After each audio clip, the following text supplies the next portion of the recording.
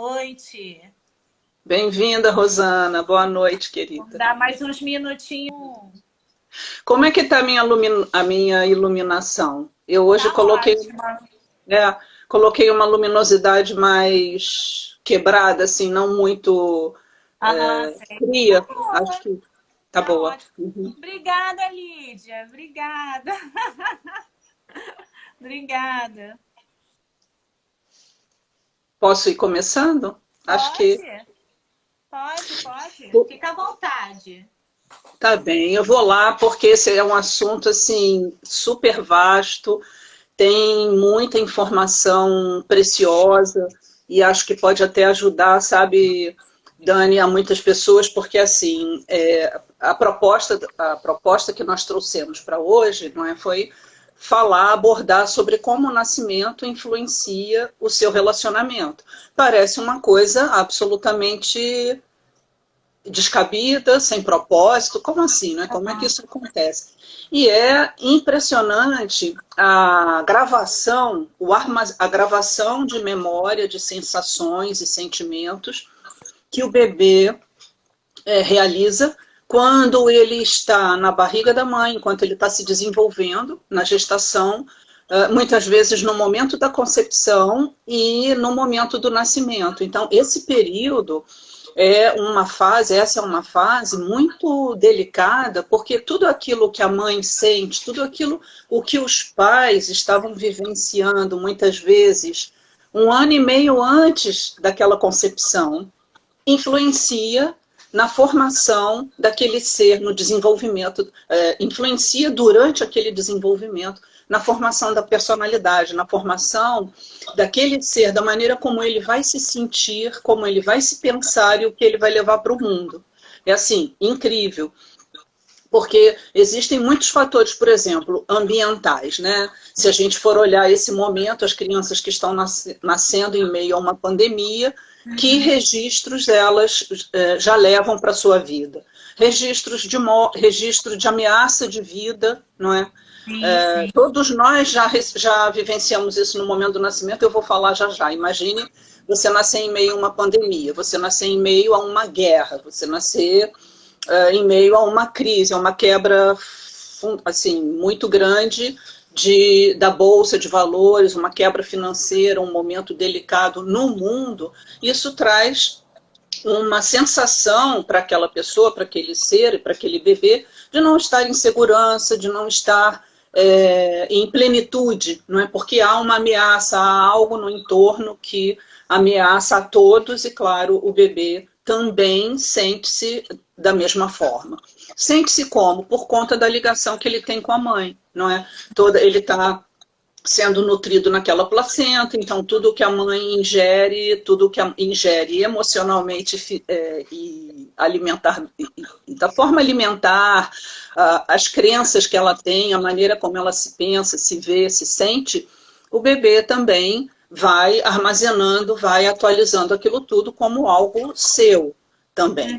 Uhum. Então, durante o desenvolvimento, existe todo um momento, um período em que o bebê ainda está ainda está bem folgado na barriga da mãe, em meio líquido, vivendo uma situação de paraíso. Ele é nutrido, ele recebe alimentação, ar, aconchego, bem-estar, ele é conduzido, não é, como se ele estivesse, a sensação de paraíso nessa fase é interessante porque é um momento em que ele está num bardo, ele está num processo espiritual que ele nem está o tempo inteiro. Isso segundo relatos de pessoas que vivenciaram, através da respiração, essa memória. Né?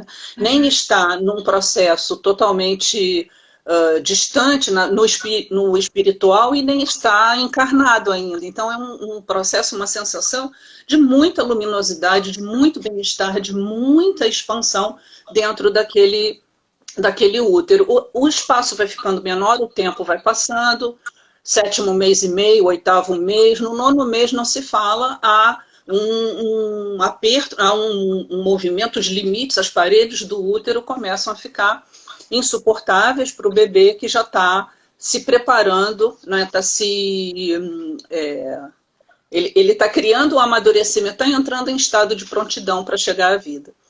Então, como ele faz essa transição? Se ele faz essa transição e nasce de parto normal, se ele nasce de cesariana, ou se é necessário utilizarem fórceps para esse bebê nascer, ou se ele é uma criança esperada, amada, desejada, ou não é. Ele não é bem-vindo, não é ou num primeiro momento os pais, nossa, como eu vou dar conta desse filho, mais uma boca para alimentar, uma escola, um ser, como é que eu vou... Ou então, primeiros filhos, né? Primeiros filhos são muito... É uma novidade muito grande para os pais.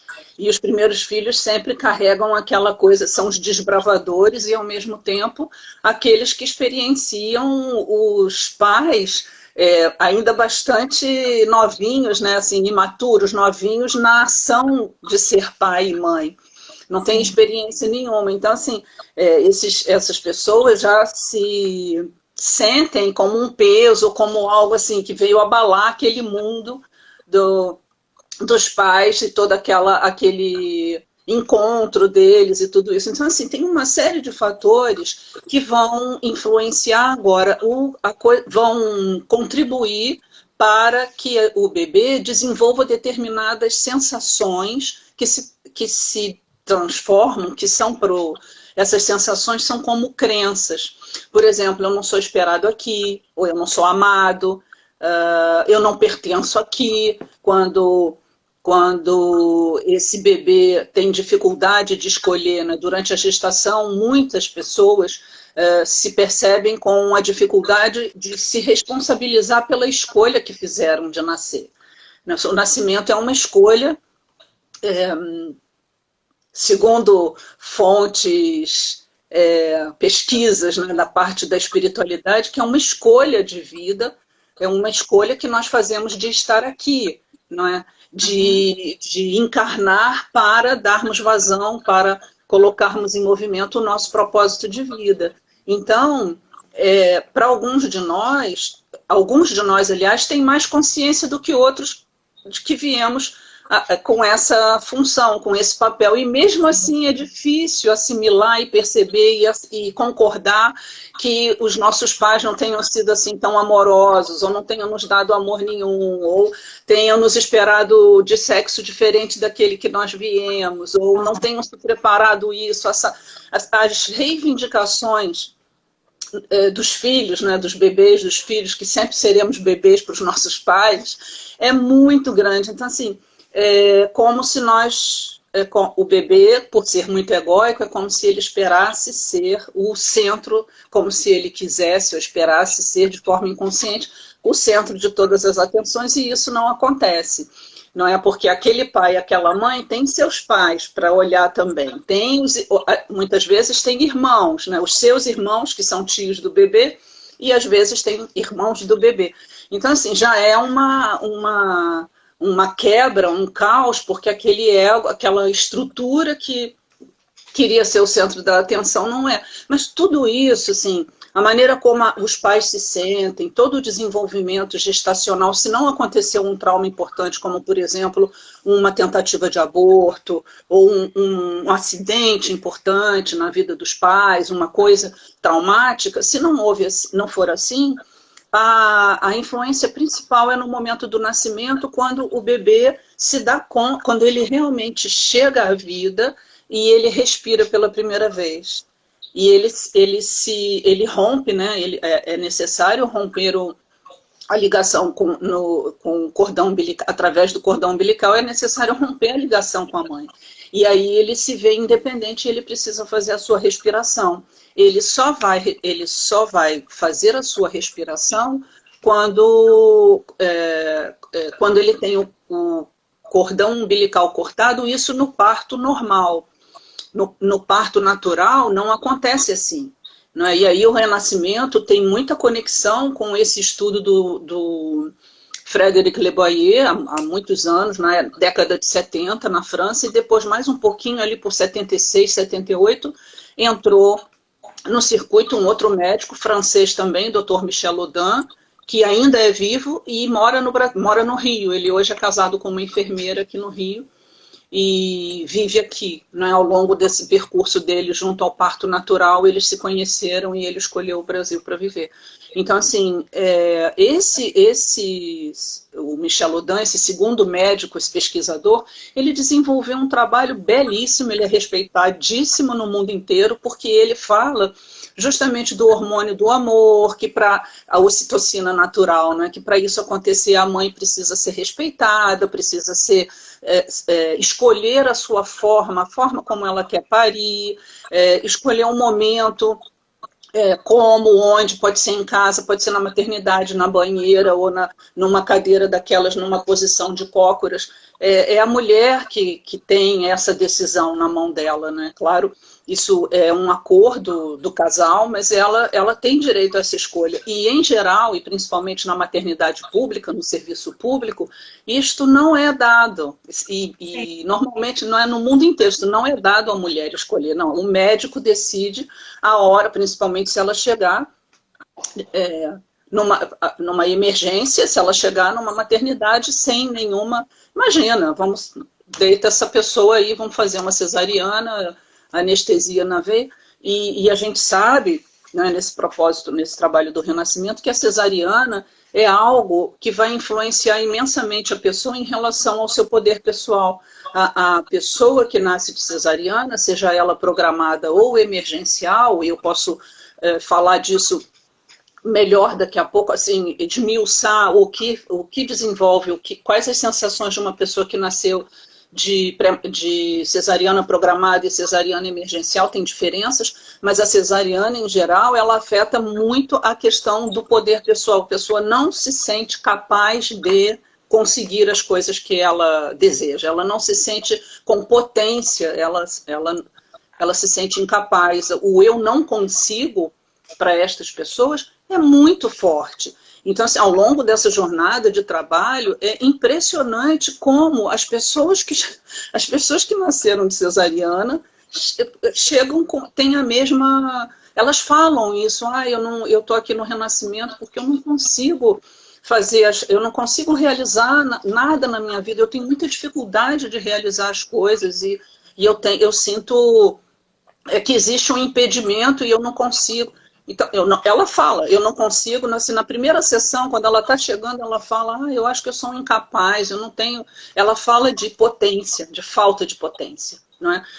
E aí a gente pode olhar para isso agora, porque, assim, a cesariana programada é aquela que médico, ou o hospital, ou a família decidiu o momento do nascimento do bebê. Não foi dado a ele o tempo de amadurecimento e o movimento de saída do útero. Não, completou tantas semanas, vamos marcar para dia tal, porque é aniversário do meu pai, e assim ele vai fazer aniversário junto com o avô. Que beleza! Ou o médico tá viajando, perdão, é carnaval, o médico está fora, tem que esperar, ou não dá para esperar, ou então vamos fazer antes, porque eu vou viajar no carnaval, e coisas assim. Datas especiais para o médico, datas especiais para a família, e não é dado ao bebê e à mãe a oportunidade de viverem aquele momento de amadurecimento, o momento em que a bolsa se rompe, o momento em que o bebê está pronto para nascer. Não é? E isso faz com que a pessoa tenha a sensação de eu não sou capaz de decidir, eu não sou capaz de iniciar os projetos da minha vida sem ajuda. Eu não sou capaz de começar as coisas. Então, essa pessoa sempre vai pedir ajuda e ela se ressente da ajuda porque ela sabe que essa ajuda vai machucar. É uma ajuda que no fundo não apoia, porque o bebê sente ele recebe essa ajuda no momento do nascimento de uma forma muito impactante. Ele está fazendo o movimento dele, ou ele está paradinho e não fez movimento nenhum, não é? Ou ele chega a iniciar algum movimento, de repente ele é tirado na cesariana programada, até isso pode acontecer. Em geral, não. Em geral, os bebês estão paradinhos, porque não tem ainda a prontidão para isso, e de repente ele é tirado de lá de dentro, cabecinha para baixo, às vezes a clássica palmadinha, né, a palmadinha no bumbum, e para ele respirar, ou aquele movimento, e ele... Normalmente, as pessoas que nasceram de cesariana tem um olhar muito arredondado, muito assim, É como se elas estivessem assustadas ou na expectativa de alguma novidade. É impressionante. Por quê? Porque no momento do nascimento ela não esperava, aquilo foi inesperado. E ela não nasceu, ela não foi capaz de iniciar o movimento. Ou melhor, lhe foi impedido isso. Né? Então, a crença, a sensação que fica é: eu não sou capaz de realizar as coisas, porque mais tarde a criança, o bebê, a criança, o adolescente e o adulto que se torna vai ter dificuldade de manifestar suas coisas, de ter esse impulso para a vida. Na cesariana emergencial, acontece o contrário. O bebê fez um movimento e, por alguma razão, por falta de passagem, ou o tamanho da cabeça muito grande para passar pelo osso ilíaco, ou por falta de, como é que chama, de contração, ou por alguma questão que se deu no momento, o bebê não consegue nascer. Ele está fazendo esforço, ele está ali fazendo seu movimento, querendo galgar, chegar à vida, né, assim, galgar aquele sucesso, e ele não consegue. Então, por essa razão, porque, claro, os médicos estão acompanhando e vendo a pressão, vendo uma série de situações, e o tanto de horas que aquele parto está demorando, e o tanto de contrações, né, como eles controlam esse movimento, como é que isso está acontecendo, contrações paralisadas, depois de um certo tempo o bebê tem que nascer, e aí cesárea, quer dizer, sem falar que isso já é 40% das decisões. Isso eu estou sendo muito boazinha, porque eu não sei ao certo enquanto a gente está agora. Uma das últimas medições era de 40% da população nasce de até bem pouco tempo, até 2010, nasce de parto cesariana, por conta desse momento de decisão. As coisas são mais fáceis, é mais seguro, não é? É isso, é aquilo. E as coisas se definiram assim. Então, a Organização Mundial de Saúde tem um trabalho seríssimo sobre isso, recomendando uma série de posturas e coisas que acabam não sendo cumpridas, não é? Por quê? Porque é mais fácil, é mais rápido, é mais funcional nascer dessa maneira. E acaba que, na verdade, criando... O Brasil é campeão em cesariana, assim. Eu estou falando do nosso país, não é? Eu acabei não citando. Então, mais de 40% da população nasce assim. O que isso gera? Pessoas passivas, pacíficas demais, não é? Que não se movimentam, que não vão em busca daquilo que desejam para si, que não manifestam, que não se expressam, porque não são capazes não acreditam que vão conseguir, porque não conseguiram. Então, uma criança que nasce de sexo equivocado, né? Um bebê que era esperado menina e nasceu menino, e vice-versa, traz para a criança, traz para aquele ser a sensação de que é uma decepção. Eu não sou a pessoa esperada, eu não sou aquilo que esperam de mim.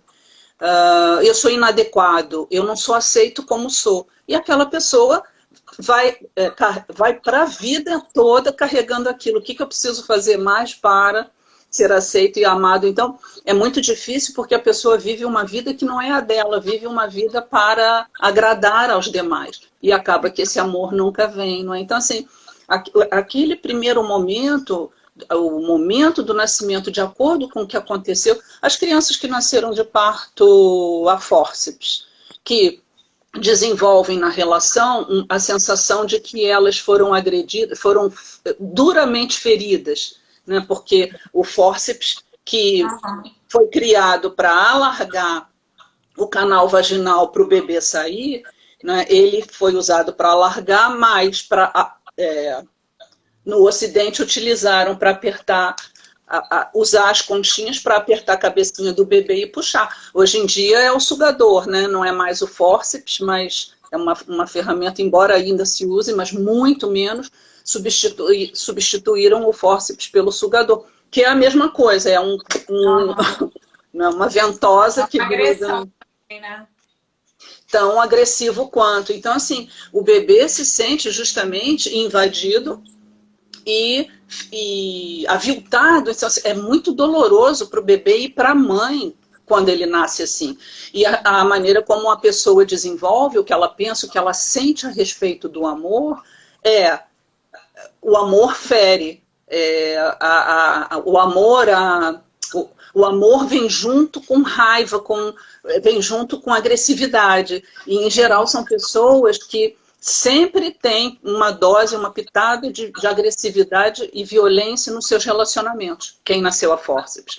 Está tudo muito bem, de uma hora para outra, assim, com tanto amor, com tanto envolvimento, o que acontece? A pessoa, ela dá um jeito de criar uma situação onde ou ela machuca o parceiro ou o parceiro a machuca. É impressionante essa questão da atratividade. Eu já espero, como eu penso, eu me vejo, eu me sinto assim, eu espero que aconteça. E é algo que é inconsciente, eu não estou esperando nada conscientemente. Claro que eu quero que a minha relação seja realmente amorosa e prazerosa, mas no fundo o que a gente cria é outra coisa, não é? Então, o relacionamento fica muito afetado porque o nascimento é uma experiência amorosa e sexual ao mesmo tempo muito intensa, muito intensa. Então, tudo aquilo, tudo o que está acontecendo entre mãe e filho, entre o pai, a mãe e o bebê que está para nascer, né, fica ali num registro muito forte, contaminado por essas ações,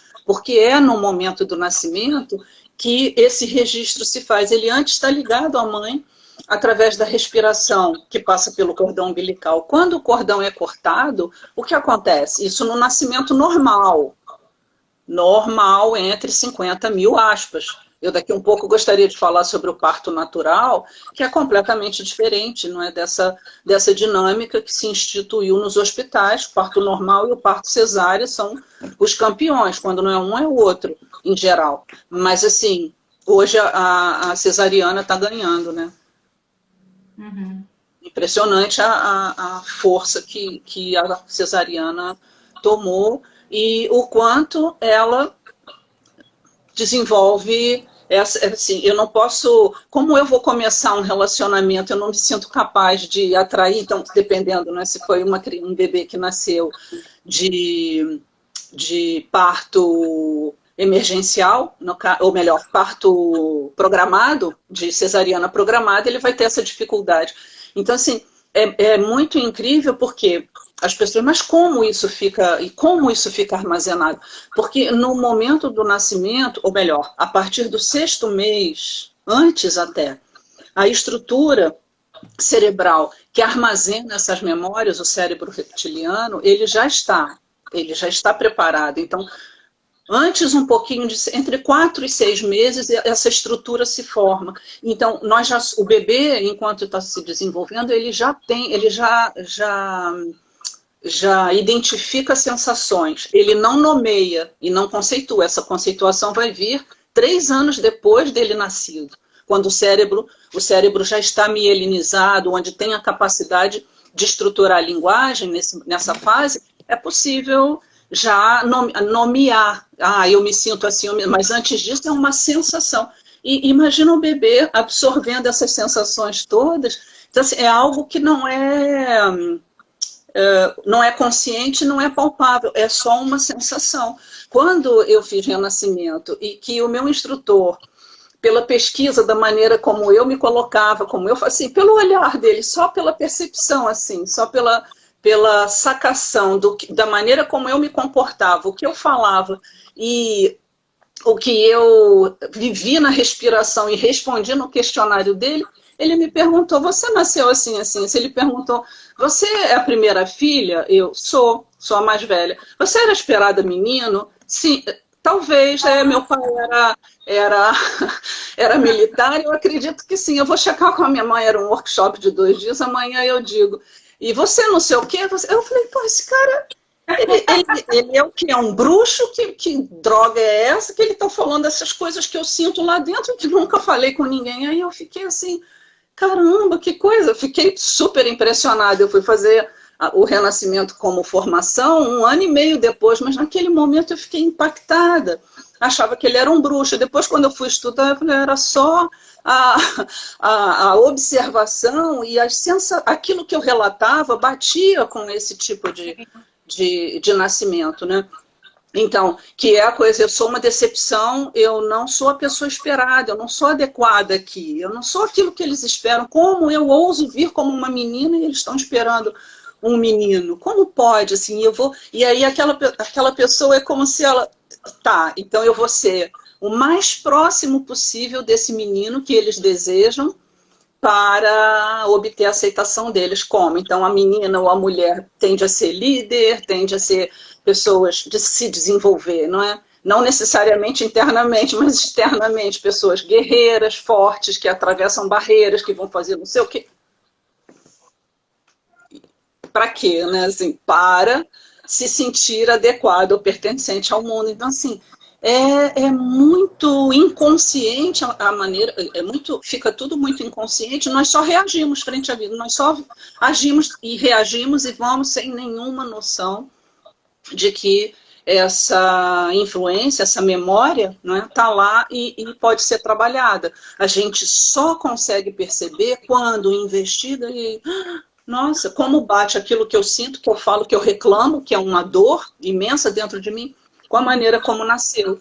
Não é? E aí a forma como se trabalha isso é através primeiro da conscientização, da investigação, da respiração. A respiração vai dissolvendo quando a pessoa se dispõe. Porque, sabe, Dani, nesse trabalho, né, do renascimento, assim, que é a ferramenta que vai trabalhar essa história do nascimento, num plano de ajuda, né? Eu não diria nem de terapia, porque o renascimento não é uma terapia no sentido convencional, é um trabalho de ajuda pessoal, é um trabalho de transformação em relação a esses temas. Pode ser desenvolvido como terapia, em alguns casos, mas ele não é essencialmente para isso. Não foi criado essencialmente assim. E o que eu ia falar?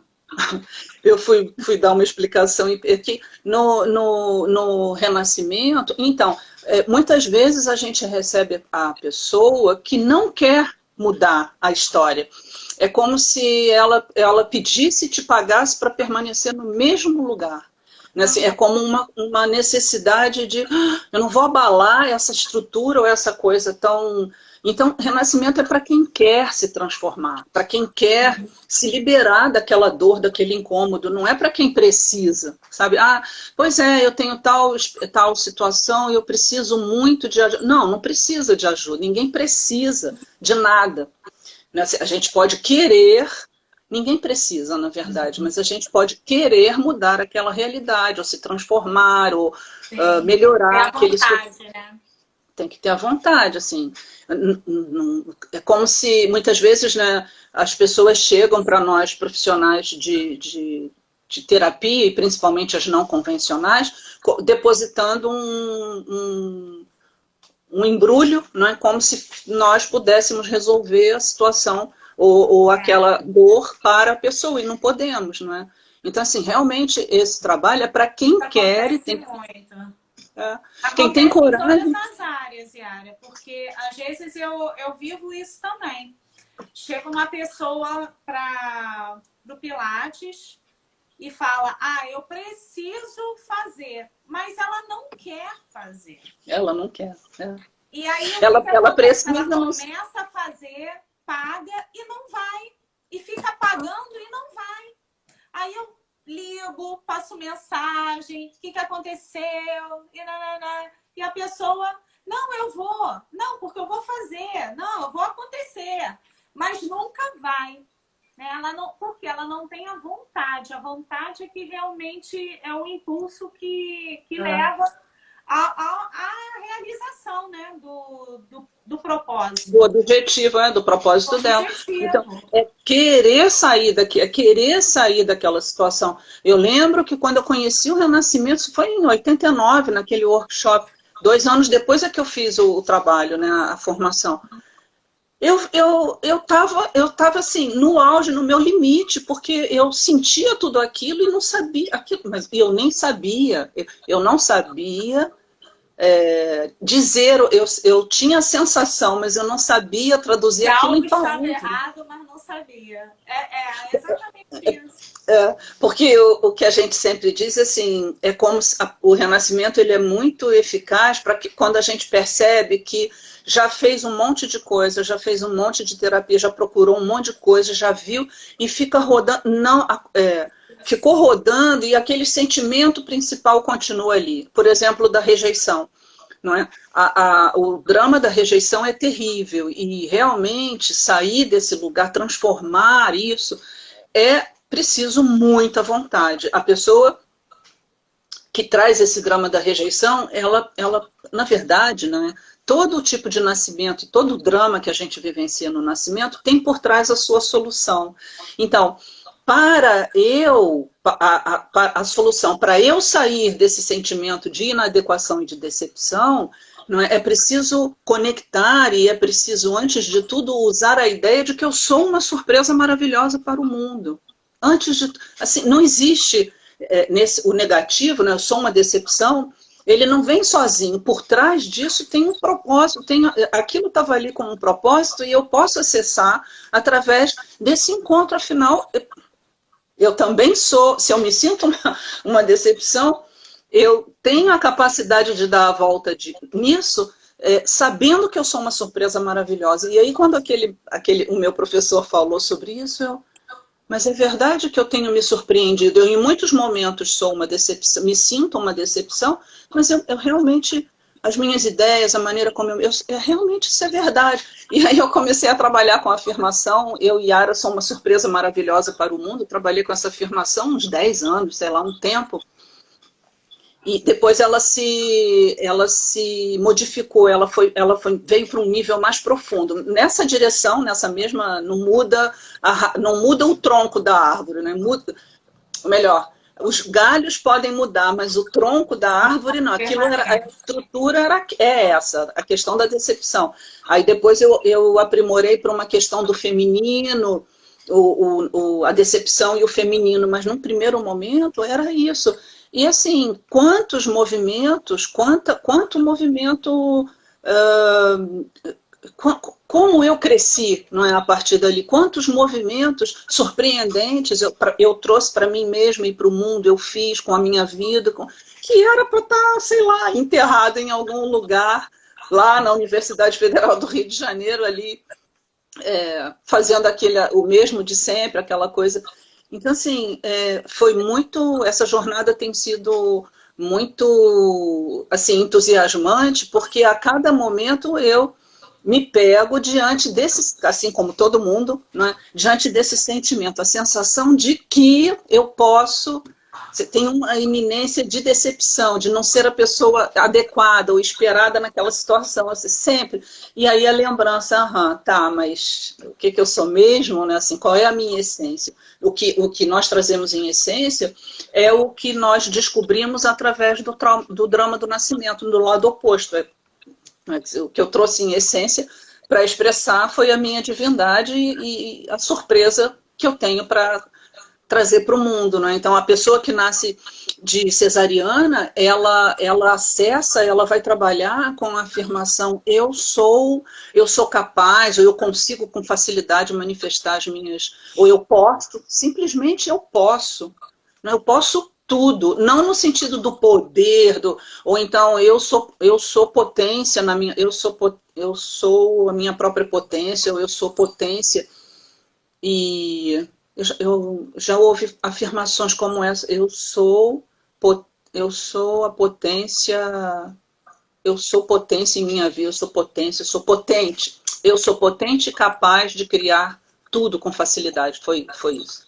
Então, assim, cada nascimento e cada pessoa, a gente vai olhar para o tipo de nascimento e o que está por trás para ela realizar, e aí o trabalho vai se promovendo nessa direção, mas principalmente porque essa situação do nascimento ela vai influenciar, afetar e se manifestar em todos os relacionamentos. O relacionamento de casal, o relacionamento com irmãos, o relacionamento com a mamãe e com o papai, o relacionamento com os amigos, o relacionamento no trabalho, em todo.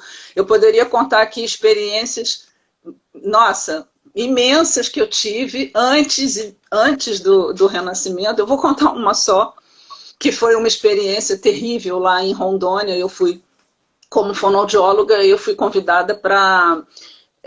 a gente era pioneira, eu e uma amiga, Eliane Taira, hoje Taira.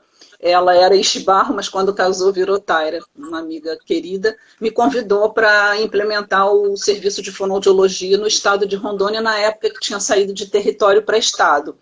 E eu fui interessada no emprego público federal, não é? Minha família toda de funcionários públicos, eu falei, beleza, e não precisava fazer concurso, porque aquilo eram contratos que estavam ali aguardando que outras pessoas do Brasil fossem para lá para eles fecharem o quadro do território para depois fazer a transição para o Estado, e eles precisavam. Então, nós fomos nessa oportunidade. Chegou lá, tinha as palestras, os assuntos para tratar com o secretário de Educação, depois eu fui para a Saúde, mas assim, nesse primeiro momento, tinha que divulgar, chegaram as fonoaudiólogas, nós fomos as primeiras fonoaudiólogas do Estado, e isso foi em 82. Uhum. Eu me formei em 81 e em março de 82 eu estava lá.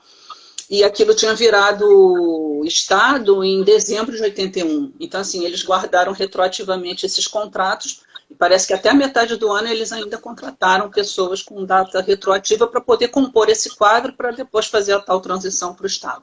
Eles precisavam de técnicos. E aí a gente tinha que falar, tinha que ir para a televisão, tinha que dar palestra. Dani, eu não conseguia... Eu chegava, assim, a Eliane era menos, assim, sociável e desenvolta que eu. Na hora eu não conseguia, eu ficava olhando, eu não conseguia, travava. Eu não conseguia falar o que significava, o que era fonoaudiologia, não conseguia conversar numa palestra com o secretário. Bastava ser autoridade ou algo importante na televisão que nos levava. Olha, um fiasco, era um medo, assim, uma sensação, eu não vou conseguir, eu vou decepcionar, e eu não percebia que só que a gente estava ali, nós éramos as únicas, e a oportunidade de dizer, conversar sobre como aquilo acontecia, não é? O que era fonoaudiologia, assim.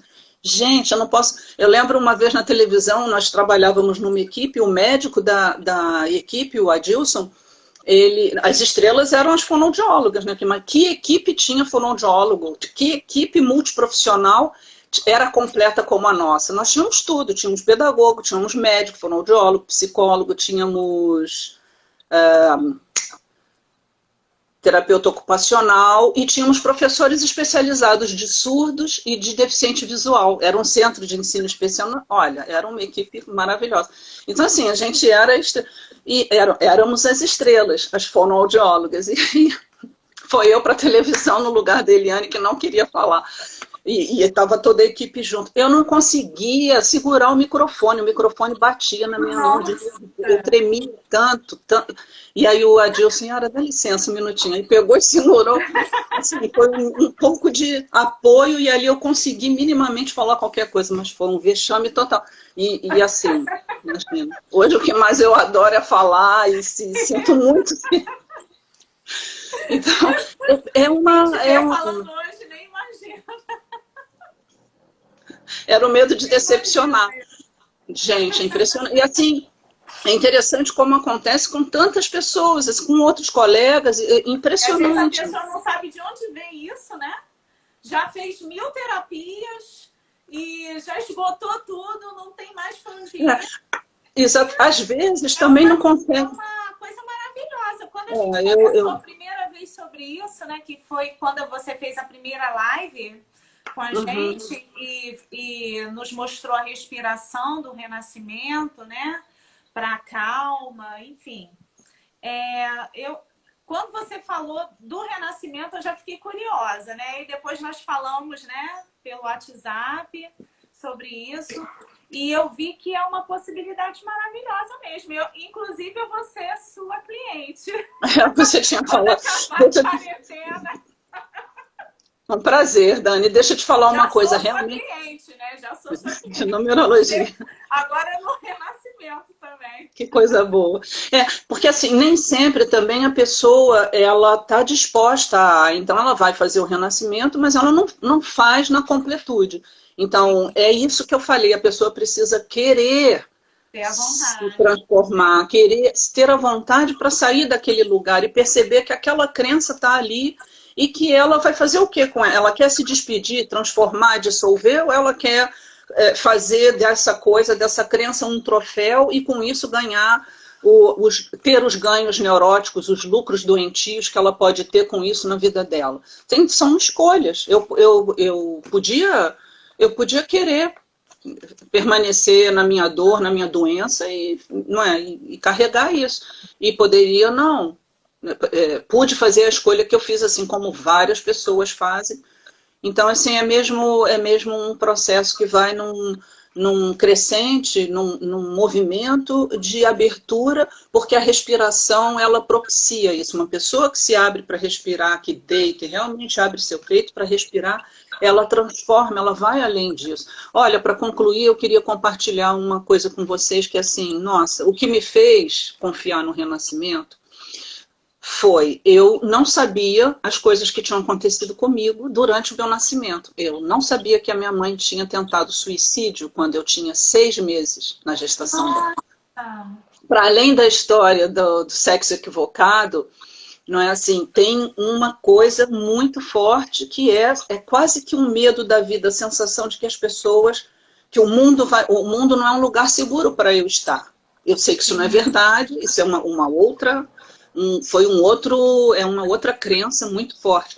Então, se estabeleceu ali, eu não sabia.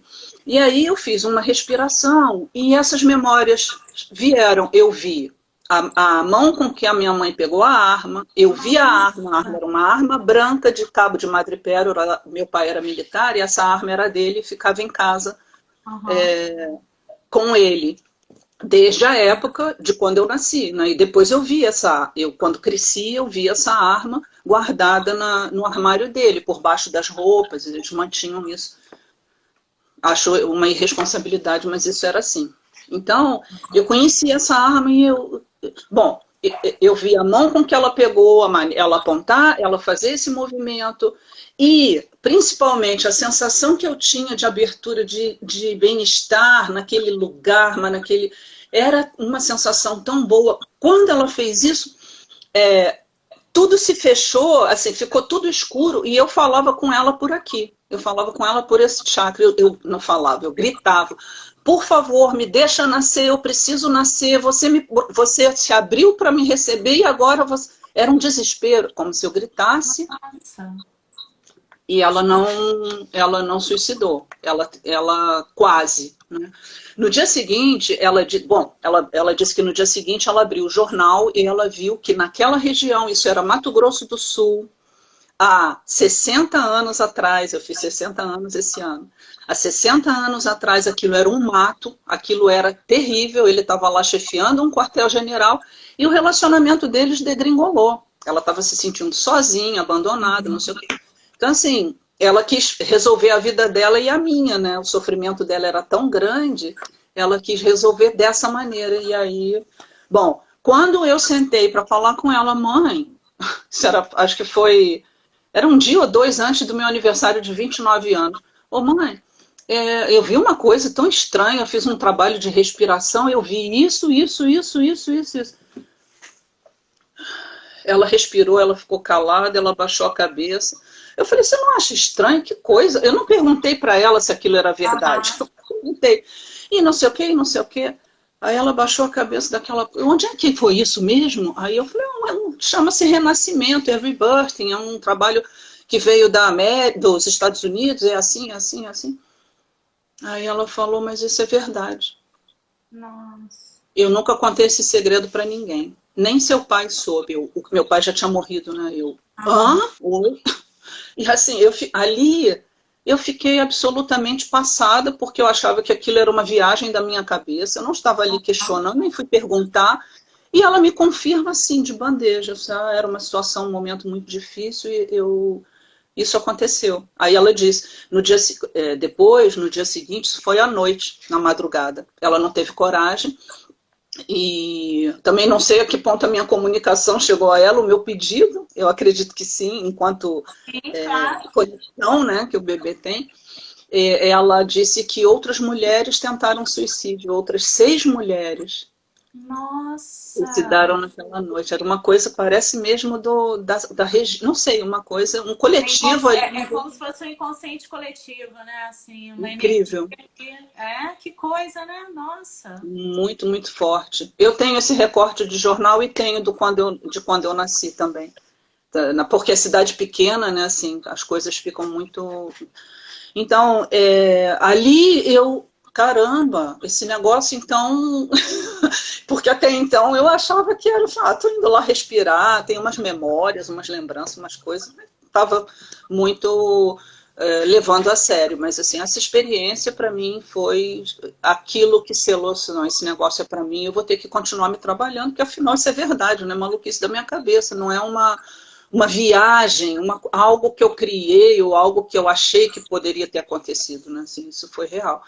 E de lá para cá eu continuo me trabalhando, se não tem um fim, a gente se depara a todo instante com sensações assim, né? Assim como eu falei há Claro. pouco, tem uma coisa nova, tem um movimento novo, uma dessas coisas, Yes.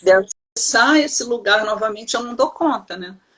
E na verdade E conforme vem as experiências, né, vão surgindo as coisas, né? Às vezes coisas que a gente nem imagina que a gente tenha dentro de si, mas vão surgindo, né? De sim, acordo com as experiências. Isso é muito medos e tudo.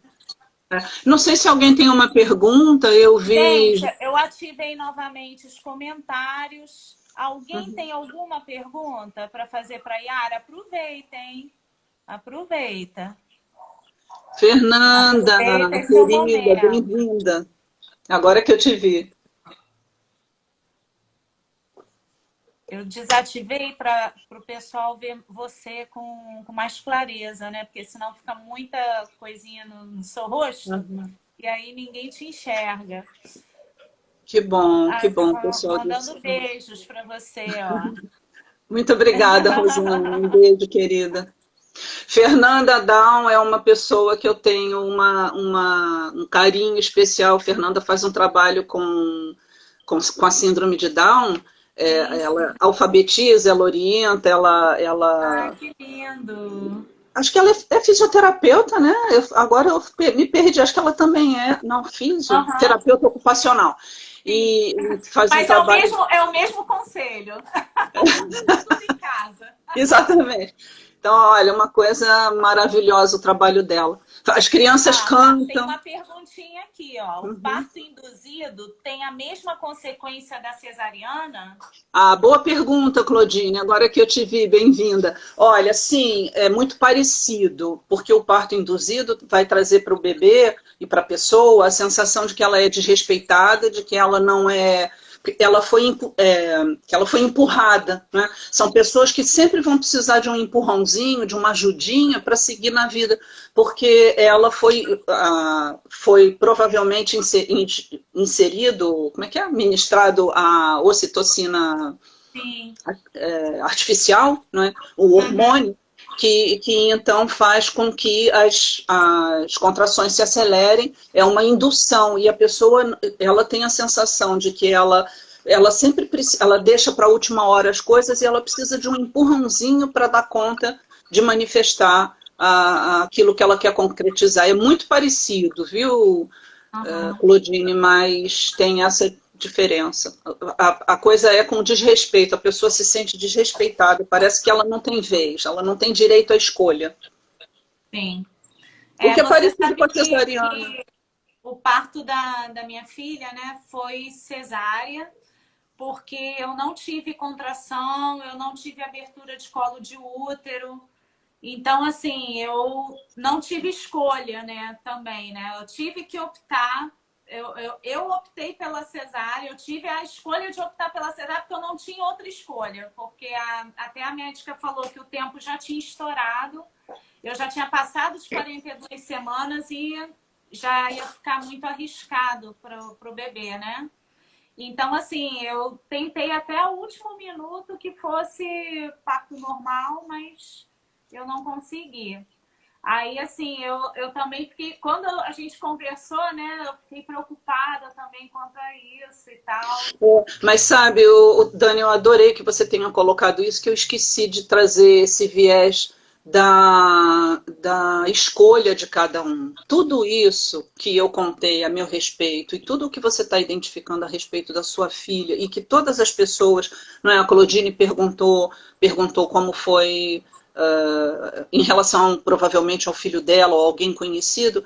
Isso, todos nós escolhemos esse tipo de nascimento. Então, é como se nós escolhemos os pais, o lugar onde vamos nascer, isso enquanto almas, para dar vazão ao nosso propósito.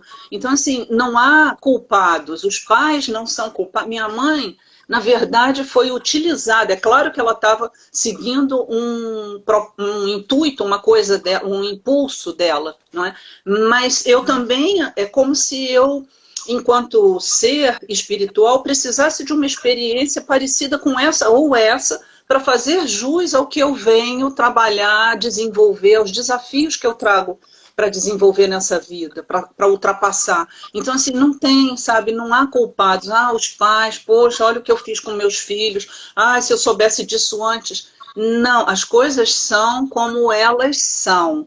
Não existe, se eu soubesse, eu poderia saber disso tudo e e tentar, né, assim, organizar tudo para ter um parto natural e não conseguir, como aconteceu com várias colegas minhas, que tiveram filhos com tudo organizado para ser um parto natural e na hora H não puderam ter. Então, assim, é uma questão, é a escolha do ser que está nascendo. Ele precisa daquela experiência para, a partir daí, buscar as suas transformações, as suas saídas e fazer a sua busca. Percebe?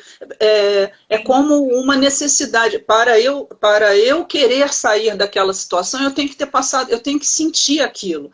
Eu tenho que ter passado por aquela dor da decepção para transformar e me aceitar enquanto mulher, me aceitar enquanto ser feminino, trabalhar esse feminino. É essa a questão. Não tem a ver com a mãe, não tem a ver com o universo, tem a ver com aquilo que eu precisava para os desafios que eu precisava encontrar no início da vida para poder desenvolver em seguida. Não é? Isso é definido antes da gente nascer, lá com a galera de cima. Yara, temos 4 minutos ainda. A Fernanda Dal perguntou como ajudar quem nasceu de fórceps. Ah, pois é. Então, a questão aqui é que essa pessoa associou ou vai associar amor a ferimento. Então, quando ela se abre no amor e ela está expandindo nessa relação, ela vai tender a encontrar alguma situação para provocar essa mesma sensação que ela teve lá no início da vida. Então, você pode ensinar para essa pessoa como ajudá-la, conscientizá-la ou levar para ela a afirmação: eu sou o puro amor, o amor sou eu sou a pura expressão do amor. Essa pessoa precisa se vincular ao amor e limpar essas memórias da agressividade, da luta, da raiva e da dor que ela sentiu. Não só a dor dela, né? O bebê sente não só a dor dele, quanto a dor da mãe também, porque é algo... Esse nascimento é um dos piores, é a coisa mais dilacerante e dolorosa do mundo. É muito difícil. Então, a criança, o ser que cresce daí, ele cresce com essa imagem de que amor é sofrimento, amor é dor. Não é? E vai se defender ou vai provocar a dor ou vai se defender da dor. Então, eu sou a pura expressão do amor, eu sou o amor. E claro, ajudar essa pessoa a se conectar com o amor, a se reconectar com o amor, dizendo a ela: você é amada, você é meu filho querido, você é uma pessoa, sabe, você é amada como como você é potente nas coisas que você faz, como você é maravilhosa, assim... trabalhar a autoestima, né? Eu acho que apoiar aí é ajudá-la a trabalhar a autoestima e promover palavras amorosas, doces, delicadas, porque isso é tudo que ela não conhece e precisa conhecer, né? É o salto que ela precisa dar, no fundo, de se amar, no caso. A pessoa que nasceu a fórceps. Não sei se eu respondi, Fernanda. Sim, acredito que sim. Para mim tá bem claro. Ficou claro, não? Mais alguém tem alguma pergunta? Temos 2 minutinhos ainda. Acho que todo Que mundo alegria, aqui que está... prazer falar sobre isso contigo. Ah, responder, Ah, Dani, eu como a adorei, gente... porque foi um tema assim que eu fiquei muito curiosa, né? Uhum. E outras pessoas também, e me deu aquele start de falar com você para fazer uma live falando sobre isso. E eu, assim, agora então que você falou com mais tempo, né? Foi tudo de bom. Eu agora mesmo é que eu quero mais ainda, quero mais ainda fazer. Inclusive, a questão da formação também, né? Eu quero muito fazer. Eu me Tá interessei bom, muito. querido. Eu quero te agradecer muito, Yara, pelos teus conhecimentos compartilhados aqui. Você é uma pessoa maravilhosa. Obrigada pelo seu tempo, tá? Por você estar compartilhando isso com a gente. E obrigada a todos que estiveram presentes na nossa live. Então, eu quero muito, muito, muito te agradecer por esse fluxo que a gente consegue aqui, pelo convite, pela sua disponibilidade, pelo seu amor. E eu estava rindo há pouco, você falou, eu sou uma pessoa maravilhosa, eu me lembrei da minha lei eterna, né, da minha frase de transformação que tem a ver com isso. Então, muito obrigada. Muito Obrigada, obrigada a Yara. Um todo beijo. mundo que esteve aqui com a gente. Foi muito legal. Valeu Até a muito. próxima. Até a próxima. Beijo. Tchau.